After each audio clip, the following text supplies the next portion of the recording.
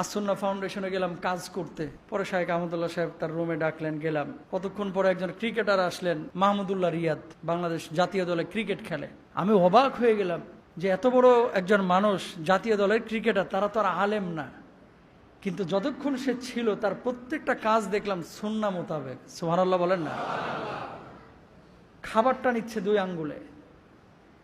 আসরে আজান হয়েছে, এখন আমরা রুমে জামাত করব। আমি বললাম, ভাইজান ওযু করবেন না, আমরা নামাজ পড়ি? উনি বললেন, মোহতারাম আমি সবসময় ওযু অবস্থায় থাকার চেষ্টা করি।